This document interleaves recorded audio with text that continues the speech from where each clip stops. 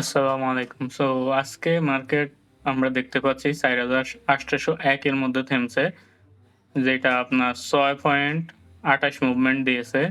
So আমরা যদি আসলে ডেইলি অবস্থাটা দেখি, ডেইলি ওপেন হয়েছে আপনার ৪,৭৯৫ তে এবং ডেইলি হাই ছিল ৪,৮২০.৯২ আর ডেইলি লো ছিল আপনার ৪,৮০০.38। সো টোটাল ট্রেড যদি আমরা দেখি, টোটাল ট্রেড ১,০০,০০০ কাছাকাছি প্রায়। আর টোটাল ভ্যালু যদি আমরা দেখি, টোটাল ভ্যালু হচ্ছে ৩২৬ কোটি প্রায়। আর আমরা যদি এখানে আপনার ডিএসএক্স এর অবস্থা দেখি পুরা দৈনিক, তো দিনের পুরাটা সময় আসলে উপরের শার্টে গেছে এবং ক্লোজিং এর সময় একটু নিচের দিকে আসছে এবং ক্লোজ হয়েছে আপনারা তো জানেন ৪,৮০১ এই।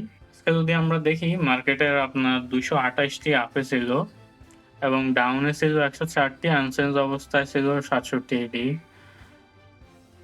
আর আমরা যদি ট্রেড ভ্যালুটা দেখি, আপনারা অলরেডি জানেন যে আজকে ট্রেড হচ্ছে ৩২৬ কোটি, ৩২৬.৩ কোটি, যেটা আসলে গতকালকে থেকে ৩০ কোটি টাকার মতো বেশি ট্রেড হয়েছে এবং যদি আমরা উইকলি এভারেজ দেখি, উইকলি এভারেজ থেকে অনেক বেশি, মোটামুটি ৩৫ কোটি টাকার মতোই। তো এবার আমরা টপ সেক্টর গুলো দেখি পার্সেন্টেজ ওয়াইজ। আমরা যদি আজকে দেখি ব্যাংক সেক্টরটা আসলে একটু ভালো করেছে অনেক এবং কালকে থেকেই অনেক ভালো করছে। এরপরে আপনার ফার্মাসিউটিক্যালটা আছে বাট ওইটা কালকে থেকেই খুব ভালো যায় নাই। কালকে থেকে একটু কম। এরপরে আপনার টেক্সটাইল। আর আমরা যদি আপনার টপ সেক্টর গেইনার গুলা দেখি, টপ সেক্টর গেইনার এর মধ্যে আসলে আজকে মিউচুয়াল ফান্ড সবার উপরে, এরপরে টেক্সটাইল, এরপরে ইঞ্জিনিয়ারিং এবং এরপরে ইন্সুরেন্স। আর বাকিগুলো আপনারা দেখতে পাচ্ছেন। আমরা যদি এবার ডাউনটা দেখি, তো ডাউনটায় আপনারা দেখতে পাচ্ছেন যে ডাউনে কিন্তু ফার্স্টে টেক্সটাইল এবং ব্যাংকিং সেক্টর সেকেন্ডে, ব্যাংকিং এবং ইন্সুরেন্স সেক্টর সেকেন্ডে প্রায় কাছাকাছি।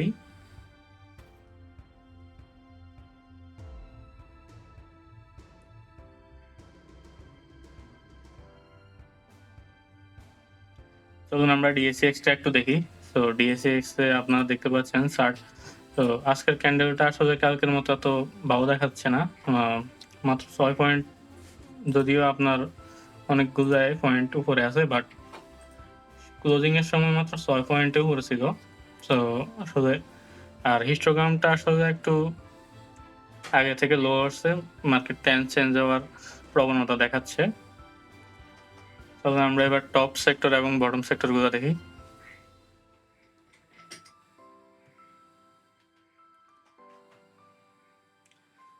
এইটা টপ সেক্টরের লিস্ট গুলা। এনটিসি, এরপরে লেগেসি ফুড, এরপরে এটা সম্ভবত মিউচুয়াল ফান্ডের।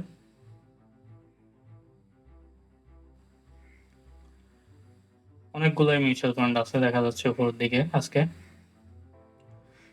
এবার আমরা টপ লুজার গুলো দেখি।